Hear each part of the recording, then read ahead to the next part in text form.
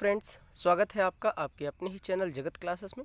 दोस्तों, आज हम लोग बात करने जा रहे हैं फ्लेमिंगो पोइट्री से chapter 4 a thing of beauty का एक्सप्लेनेशन, जिसको जॉन कीट्स ने लिखा है। देखिए, इसमें इन्होंने बताया है कि जो नेचर ब्यूटी होती है, मतलब इसको ज़्यादा ही महत्व दिया है, क्योंकि ये सिलेबस जो है इस बार चेंज हो गया है यूपी बोर्ड का।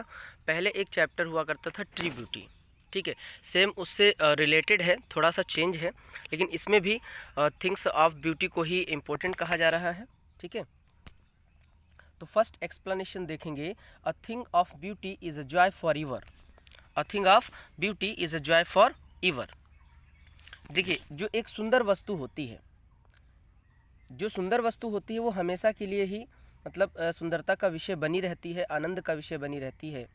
कवि जो है उन वस्तुओं यानी कि सुंदर वस्तुओं की स्थायी प्रकृति की चर्चा करते हुए कहता है कि जो एक सुंदर वस्तु होती है वो हमेशा के लिए एक आनंददायक होती है और हमेशा के लिए रहती है। इट्स लवलीनेस इंक्रीजेस, और जो इसका सुंदरता है ये बढ़ती रहती है, ये कभी ख़त्म नहीं होती है। It will never pass into nothingness, और ये जो है कभी भी फीकी नहीं पड़ती है। पास इनटू नथिंगनेस का मतलब हम समझ सकते हैं कि फीकी पड़ना। तो जो थिंग्स की ब्यूटी होती है, और ये एक तरह से कह सकते हैं जो कि नेचर की जो ब्यूटी होती है वो कभी भी फीकी नहीं पड़ती है, उसकी सुंदरता हमेशा बढ़ती रहती है।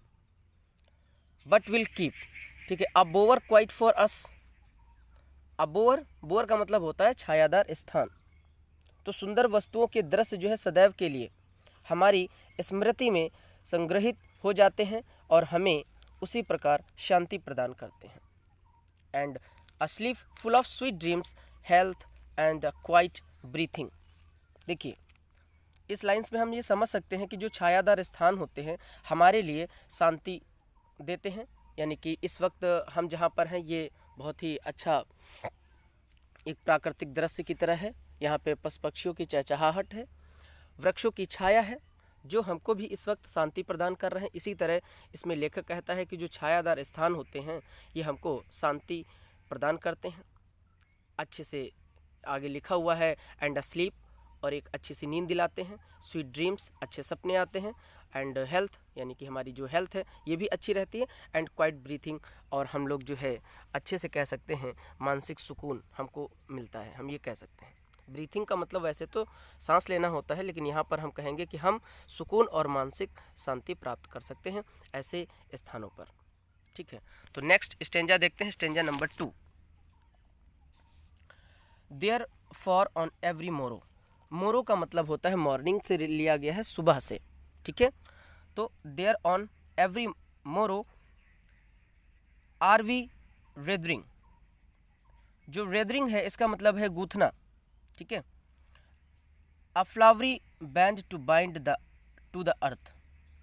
बाइंड आप समझ सकते हैं पकड़ कर रखना, एक दूसरे को जोड़ के रखना। Spite of despondence. Spite of despondence का मतलब है यहाँ पर लिखा गया है निराशा। Of a in human dearth. In human dearth, human में देखिए एन शायद मिस है तो आप इसको लगा लीजिएगा। In human dearth. Dearth, in human dearth का मतलब हो गया कि जो मानवीय गुण होते हैं इनकी कमी, ठीक है। Of all unhealthy and over darkened way. Darkened way का मतलब लिखा गया अंधकारमय कार्य से लिया गया है। Made for our searching, yes in spite of all some shape of beauty moves away the pall from our dark spirits, ठीक है। अब हम इसका एक्सप्लेनेशन हिंदी में देखेंगे। देखिए, जब हम अगली सुबह, लिखा है एवरी मॉर्निंग या हर सुबह कह सकते हैं, एक अच्छी नींद लेने के पश्चात उठते हैं, जब हम अच्छी नींद लेने के बाद जब हम सुबह उठते हैं तो हमारे पास मीठे स्वप्नों की सुंदर स्मृतियाँ धरती से अपना संबंध मजबूत करने में हमारी सहायता करती हैं। देखिए, जब हम अच्छी नींद लेंगे तो जब हम अगली सुबह उठेंगे तो हमको अच्छा महसूस होगा, सुंदर स्मृतियाँ हमारी जो है पृथ्वी से अपना संबंध मजबूत करती हुई प्रतीत होती हैं। इसीलिए कवि मानता है या कवि का कहना है कि हर सुबह हम फूलों की माला गूंथते हैं। आपने यहाँ पे देखा होगा रैथरिंग लिखा हुआ है। रैथरिंग का मतलब है गूंथना, और बाइंड फिर लिखा a flowery band to bind to the earth, यानी कि हर सुबह जब हम उठते हैं अच्छे स्वप्नों के बाद जो है, तो ये हमारा संबंध पृथ्वी से और मजबूत होता है, और हम हर सुबह फूलों की माला गूंथते हैं जो हमें धरती से और अधिक मजबूती से जोड़ती है। आशाहीनता, उदासी और उत्तम गुणों की कमी मानव जीवन का एक हिस्सा होती है। जीवन परीक्षाओं और पीड़ाओं तथा हमारे कर्मों से उत्पन्न अविश्वास एवं निराशाओं से भरा होता है। ग्लूमी डेज आप देख सकते हैं, इसमें आप ये समझ सकते हैं कि जो हमारा जो जीवन है वो निराशाओं से, आशाहीनता, उदासी से, या कह सकते हैं मानवीय गुणों की कमी से जो है भरा होता है। हम अनुचित और भ्रष्ट पंथों का अनुसरण करते हुए स्वयं को हानि पहुंचाते हैं, किंतु इन सारी चीज़ों के बावजूद, इन स्पाइट ऑफ ऑल लिखा हुआ है, मतलब इन सभी चीज़ों के बावजूद प्रकृति के कुछ विस्मयकारी दृश्य हमारी जो है उदासीनता और नकारात्मक विचारों से मुक्ति पाने में सहायता करते हैं। प्रकृति के कुछ जो दृश्य हैं ये हमारी उदासी पर विजय पाने में हमारी सहायता करते हैं। वे उदासीनता का पर्दा हटा करके जीवन में आशा और सकारात्मकता लाते हैं। फ्रॉम आवर डार्क स्पाइट्स, मतलब जो निराशा, जो उदासीनता, डार्क स्पाइट्स का मतलब हम लोग निराशा से ले सकते हैं, अंधकार में कार्यों से भी ले सकते हैं। तो इनके बदले या इनके पर्दे हटा करके वो आशा और सकारात्मकता का जीवन हमारे जीवन में लाते हैं, मतलब थोड़ा सा उम्मीद बढ़ाते हैं। तो नेचर की सुंदरता को यहाँ पे वर्णन किया गया है कि बहुत ही अच्छी होती है। नेक्स्ट और थर्ड देखेंगे, such the sun, the moon, trees old,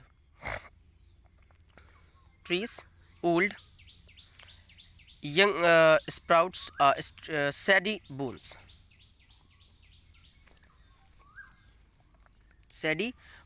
for simple ships, and such are daffodils। देखिए daffodils का मतलब हम पुष्पों से ले रहे हैं कि एक पीले पुष्प होते हैं उनसे, ठीक है। with the green world they live in, and clear rills। Reels का मतलब है सरिताएं या नदियों से लिया गया है। that for themselves a cooling convert make gents। the hot seasons, the mid forest break। Mid forest break का मतलब है वन के मध्य में उगी हुई झाड़ियाँ, ये समझ सकते हैं हम लोग। Rich with the sprinkling of fair musk rose blooms, इसका मतलब है सुंदर कस्तूरी पुष्प, ठीक है। तो हमने अब वर्ड मीनिंग देख ली है, अब हम इसका एक्सप्लेनेशंस देखते हैं। देखिए कवि अब इन सारी सुंदर वस्तुओं की सूची बनाता है। कौन सी सुंदर वस्तुएं हैं? जैसे कि लिखा हुआ है द सन यानी कि सूर्य, वह कहता है कि सूर्य, मून यानी कि चंद्रमा, ट्रीज ओल्ड यंग स्प्राउटिंग अ सैडी बूंस, यहाँ कह सकते हैं कि भेड़ों को छाया देने वाले जो बड़े बड़े ट्रीज, ओल्ड ट्रीज जो पुराने ट्रीज हैं, यंग बड़े और छोटे जो ट्रीज हैं, पीले पुष्पों को ले सकते हैं सैडी बूंस, ठीक है। पीले पुष्पों को लेकर के उनके आसपास की हरियाली, गर्मी की तपन से राहत दिलाने वाली ठंडी एवं स्वच्छ नदियाँ एवं जंगली झाड़ियाँ और मध्य में खिले हुए कस्तूरी पुष्प। लास्ट में आपको मैंने बताया था कि मस्क रोज ब्लूम्स यानी कि कस्तूरी पुष्प, ये सब प्रसन्नता और आनंद के अंतहीन स्रोत हैं जिसका कभी अंत ही नहीं होता है।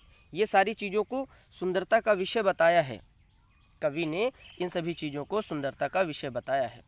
वो कौन कौन सी चीज़ें हैं? जैसे कि सूर्य है, चंद्रमा है, पुराने और नए छोटे छोटे वृक्ष हैं, सैडी बूंस है, छायादार स्थान है, ठीक है, भेड़ों को छाया प्रदान करने वाले डैफोडिल्स के फूल पुष्प हैं, पीले फूल कह सकते हैं, with the green world they live in, और वो हरे भरे स्थान जहाँ पर हम लोग रहते हैं, एंड रिल्स, क्लियर रिल्स, और स्वच्छ साफ़ सुथरा जो नदियाँ हैं, ये सभी चीज़ें जो हैं जो हमको कूलिंग देते हैं, कूलिंग कन्वर्ट करते हैं हमारे लिए, ये सभी के सभी जो है आनंद का स्रोत है। और जिस the hot season and mid forest break, जंगलों के बीच में उगी हुई जो झाड़ियाँ होती हैं और जंगलों में जो खिले हुए कस्तूरी पुष्प होते हैं, ये सभी चीज़ें जो है हमको आनंद प्रदान करती हैं। अब देख लेते हैं लास्ट इस चैप्टर का 4th stanza. And such too is the grandeur of the dooms. Grandeur का मतलब हम सब समझ सकते हैं वैभव, वैभव। We have imagine for the mighty dead, we have imagine for the mighty dead. Mighty dead का मतलब होता है मृत योद्धा। डूम्स का मतलब है कयामत के दिन, डूम्स का मतलब कयामत के दिन, और माइटी डेड का मतलब है जो मृत योद्धा हैं, यानी कि जिनकी मृत्यु हो चुकी है। All lovely tales, all lovely tales, lovely tales का मतलब कह सकते हैं कि सुंदर कथाएं, अच्छी कथाएं।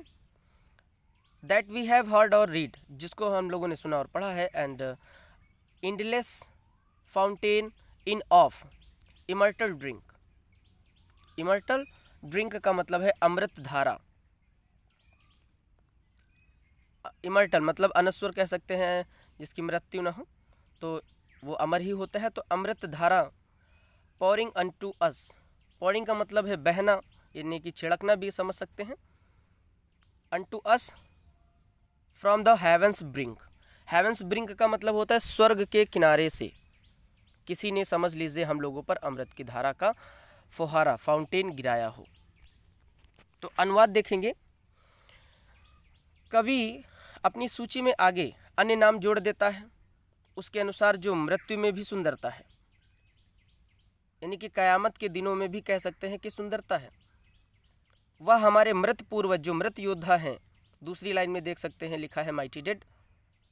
तो जो हमारे मृत पूर्वजों के लिए भी कह सकते हैं कि लोगों द्वारा बनाई गई उन काल्पनिक कहानियों में भी सुंदरता ढूंढ लेता है, यानी कि वो ब्राइट साइड इस वक्त सोच रहा है, डार्क साइड नहीं सोचता है। मतलब हर गलत में भी वो अच्छाइयाँ ढूंढ लेता है। जिसमें उन्हें वीर एवं बलशाली कहा गया है, कवि आगे कहता है कि हमारे द्वारा सुनी गई सारी सुंदर कथाएं, लवली टेल्स लिखा हुआ है 3rd लाइन में, कि हमारे द्वारा, दैट वी हैव हर्ड और रीड, जो हम लोगों ने पढ़ी और सुनी है ये सुंदर कथाएं, उनकी सूची वो आगे जोड़ देता है, क्योंकि उसका मानवीय भावनाओं पर विशिष्ट प्रभाव होता है। सभी सुंदर वस्तुएं जो है ईश्वर द्वारा बनाए गए स्वर्ग से झरने की भांति है, ताकि मानव सभ्यता इन सारे अमूल्य उपहारों का आनंद ले सके। ये सारी चीज़ें जो हमने अभी बताई, सन, मून, छायादार स्थान, वृक्ष छोटे बड़े, है ना, पुष्प, पुष्प जितने भी चीज़ें हैं, ये सभी चीज़ें जो है ईश्वर द्वारा प्रदत्त हैं, निःशुल्क उपहार हैं, जिनका हम लोग आनंद ले सकते हैं। पिछले वाले 3rd वाले स्टेंजा में कहा गया था। तो ये थे 4 स्टेंजास का एक्सप्लेनेशंस, जो आप लोग इसको 1 से 2 बार स्टडी कर लेना। ये आपके जो है क्वेश्चन आंसर में जब आप लिखेंगे तो आपको इससे हेल्प बहुत मिलेगी। तो अगर आपको ये थोड़ा सा भी अच्छा लगा है तो आप हमारी वीडियो को लाइक कर दीजिएगा। अगर अभी तक सब्सक्राइब नहीं किया है तो सब्सक्राइब कर दीजिए, और ये वीडियो अपने दोस्तों तक शेयर कर दीजिएगा। आप इसके क्वेश्चन आंसर का जब हम वीडियो लेकर के आएंगे तो वो ज़्यादा टफ नहीं होने वाला है, क्योंकि उसमें क्वेश्चन टू आंसर दे देंगे, वो आप आसानी से सीख लेंगे। स्टेंजास की एक्सप्लेनेशन थोड़ा सा कम इंटरेस्टेड होती है, बिकॉज इसको एक्सप्लेन करके बोलना होता है, तो वर्ड टू वर्ड बोलना थोड़ा सा इम्पॉसिबल होता है, तो थोड़ा सा अजीब लगा होगा। बाकी तो ठीक है, मिलते हैं एक नए वीडियो के साथ, तब तक के लिए नमस्कार। Thank you for watching my videos.